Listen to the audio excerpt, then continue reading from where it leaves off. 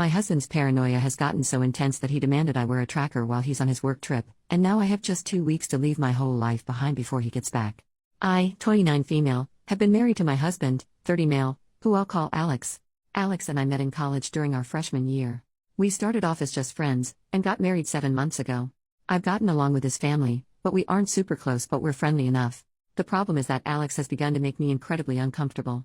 Firstly, he started asking me who I'm meeting with, where, what we plan on doing, how long every single time I leave the house without him. At first, I just thought he was being protective and a good partner just in case something happened, but then he started checking my phone after the visits, vetting and researching each of my friends as well. He also has been pursuing me to link my bank account to his, as he's in charge of the finances when he was perfectly fine with keeping them separate before. We fight about it almost every day. Finally, yesterday when he was preparing to go on a work trip for 2 weeks in California, he demanded I wear a tracker so he could keep an eye on me while he's gone. I can't do this anymore. I feel like I'm suffocating, and his family, who I've spoken to about his worrying behavior, just said he's being careful and protective as a good husband should.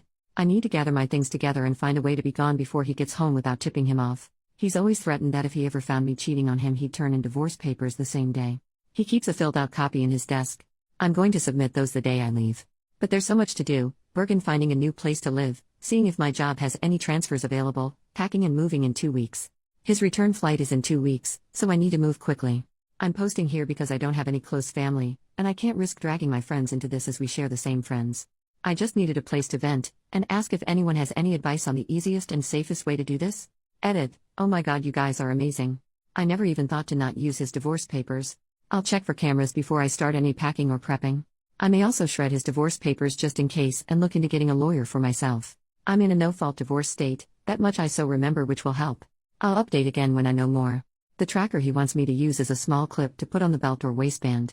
I'll wear it unless I'm going or doing something related to me leaving. No pets yet, thankfully. First update 2 days later. So I've gotten a lot of support and helpful advice along with questions I thought I should clarify before I proceed with the update. Some ask why I'd be hiding things from Alex regarding going out and who I'm meeting with. I don't, and I have nothing to hide. However, when he begins to then double-check everything I tell him with the other people there, right down to each person I talked to and what I said. Did I send any text messages? Did I order food? How much did I eat? That's when it started to feel like I was slowly being pushed into a corner. It didn't start that bad, but gradually grew worse over time.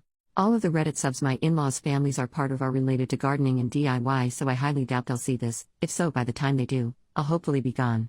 I talked to my job and explained things to my manager. And they promised to look into openings in other states to see if they could get me into one. They'll have an update on that in 3 days. I trust that my bank account is secured, considering he's tried to get into it before and failed. I found one camera in the kitchen, another in the living room, and one in our bedroom.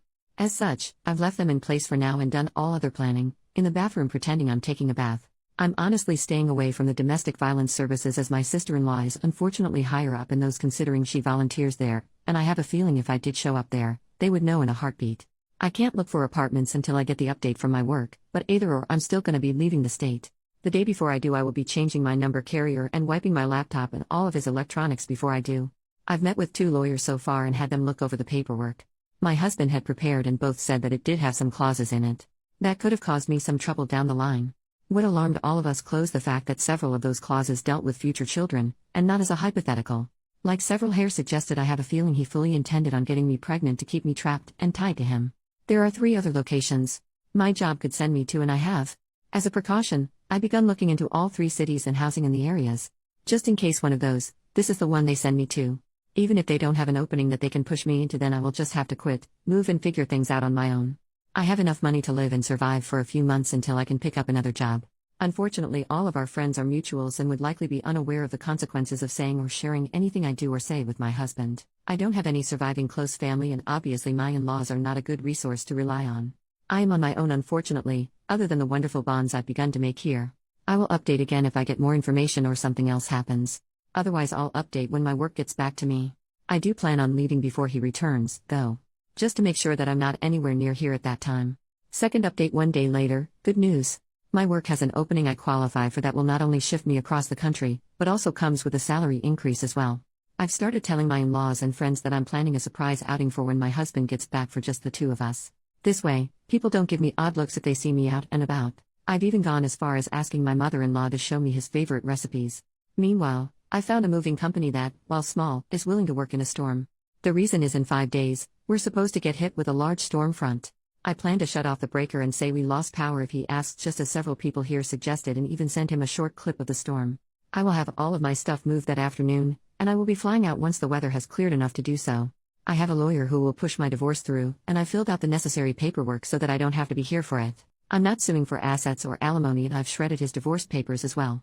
I've set up a cheap payphone plan until this is all said and done, at which point I will find a new carrier, number, and phone. This one is being wiped and left behind. My laptop is provided by my work, and the IT department inspected it thoroughly and it was clean, thankfully. No other electronics aside from my laptop. New phone will be coming with me. If Alex needs to talk to me, he can do it through my lawyer. Not sure if anything else will happen. My fingers are crossed that he doesn't think anything's amiss until after I leave, and I'm not turning the breaker back on when I do. He can when he gets home. My work is covering the plane ticket, so that at least is one expense I don't have to finagle in. Third update 7 days later. It's been a busy week, but I've gotten so much done. Firstly, I am now out of the house and am currently in a hotel while I look for an apartment. It's a big city, bustling with people no matter where you look. We had a pretty bad storm system hit back home, that actually lasted 2 days. High winds, thunder, lightning, and even hail everywhere. I didn't take much from the house: my documents, clothes, and important sentimental items. I left all of the furniture and electronics behind. I cleaned the house top to bottom and took pictures on my phone so he couldn't claim I damaged anything when I left. My lawyer has already started divorce proceedings, and my husband will be served on the 8th. His plane is due to land early morning, and the sheriff will be there at the house waiting for him. He is very much about public appearances and reputation. My lawyer will be calling him as well to inform him that I am more than willing to air out everything to the public about his actions if it means securing my freedom from him. I will go to court as long as I must to get this pushed through. I haven't told our friends or his in-laws yet. I will do that while he is on the flight to prevent him from getting wind of it before he's handed the divorce papers. I will be calling around and explaining why we're getting divorced, to try and prevent him from twisting this into somehow being my fault. I don't want him trying to claim I had an affair or something, so I want to get the truth out before he can twist this. I'm doing okay. I'm tired, but yet I feel almost jittery and off-kilter. I keep looking over my shoulder and monitoring what I say even when I don't really need to anymore. Hopefully that will fade soon.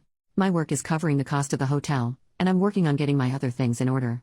I also need to find a new GP as I want to get a full test just to make sure everything is okay. I don't know when my next update will be, probably when the divorce papers are filed or if we have to go to court to push them through. I will try to keep my head up, but it feels like I'm in a whirlwind or something with so many things to do and think about. I kinda thought it would be easier once I got out of the house, but while the fear is smaller, somehow the number of tasks only seems to have grown. Fourth update 7 days later. Sorry I haven't updated for a while. Things got hectic and a bit chaotic, honestly. Firstly, I'm working on getting an apartment still and have applications in at 3 different places and will hopefully hear back from them soon. I'm still going into work here at the new location, so I don't have to worry about burning through my emergency savings completely. I've gotten a lot of emails from Alex, his family, and our old friend group asking question after question. I have only sent one return email to Alex, explaining that I don't believe we are truly compatible, and it is best we separate now. That his treatment of me when I'd done nothing to deserve as such was just as much of a deal breaker as cheating was for him. I ended the email with the statement that I would not be contacting him further, and anything else he needed to pass on to me or vice versa would be done through my lawyer. For his family and friends, I just typed up one email outlining everything that had happened and why I left. I told them I wished them no ill will, but that such treatment of his wife and partner was not acceptable. That should Alex get remarried in the future, I wish they would help support both partners and not just Alex. Alex, from what my lawyer told me, was livid when he was served. The sheriff actually ended up booking him for assault on an officer and menacing due to the threats he was shouting. His father bailed him out in a few hours, but with the testimony of the sheriff, my lawyer believes I have a very good chance at getting a restraining order. Alex, upon returning to the house, apparently lost his temper again, breaking the dining table into pieces as well as the TV, and putting several holes in the walls. At least that's what one of the emails from one of our friends reported, as Alex called him to help him clean up the mess. My lawyer already has pictures of the house I took, with timestamps as evidence nothing had been damaged by me. My friend reported that Alex tried to claim I'd been the one to trash the house, but the holes in the wall were at head height. Alex is 6 feet 3 inches, and I'm 5 feet 4 inches, so he knew that was false. Either way, taking the pictures definitely will help me, so again thank you everyone here for the advice, because I never would have thought of that on my own. My work won't share details of where I am, as I do work with some higher-end clientele who value security, and that information won't be gossiped about. And no, I'm not some escort. I deal with contracts, notary, and business management.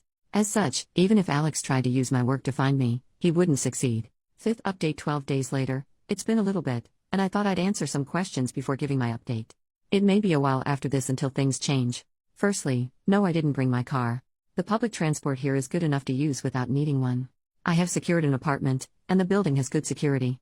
You need a key card to enter, and there is a security guard at a desk right by the entrance to the building. As part of my contract, I gave them a photo of Alex and his family so that even in the off chance they do find me, they won't be let in. The responses I got from the emails varied. His family said I was overreacting, and that I owe Alex an apology for the problems this has caused him. The pending criminal charges puts him at risk of losing his job if he's convicted. Alex sent a long email, apologizing and pleading for me to come home. He said he was worried for me, that he is willing to go to therapy if it will appease me. He wants us to remain together, and he didn't think leaving was an appropriate response to his genuine concern and worry for my health and safety. The friends gave somewhat lacking replies, saying that they didn't think Alex was ever going to hurt me and that I shouldn't be letting my imagination run away wild. As much as I want to say I was surprised by the lack of support, I'm honestly not. He intends to fight the divorce. I'm letting my lawyer handle it, and I'm also pursuing a protective order as well. Once I got approved for my apartment, I also froze my credit. I've changed my phone carrier and number, as well as making sure none of my documents list Alex as next of kin or POA. Some have asked why I was so paranoid about Alex and his possible future actions. The answer for that actually is somewhat simple: my grandmother. I love that woman to bits. As a teen, she explained why my grandfather was never around. He was extremely abusive and manipulative, and her generation didn't allow divorce really. She wouldn't have been able to buy a house or get a good enough job to support her and my mother on her own. As such, she endured it, shielded my mom as she could until my grandfather died. When I felt like I may have been overreacting, I remembered how she'd said she'd always wished she'd been able to see my grandfather for what he was early on when she may have been able to annul the marriage. I don't know when I'll update again, maybe when the divorce goes through or if something big happens, but until then, I'm just trying to keep my head above the water. 6th update 1 month later. It's been a month since my previous update, and I wanted to share some of what's been going on in the meantime. The divorce is proceeding, but even though I don't need him to agree, and he's not, it means I have to go through the courts to get it approved. As such, it could be upwards of 6 months to push it through even though I'm filing without attempting to claim property, alimony or compensation. I just want a clean break and separation. Alex has attempted to use our friends to reach out to me, as he doesn't want to use my lawyer for communication. He's saying it's disrespectful and cowardly to hide behind my lawyer, and not meet him face to face.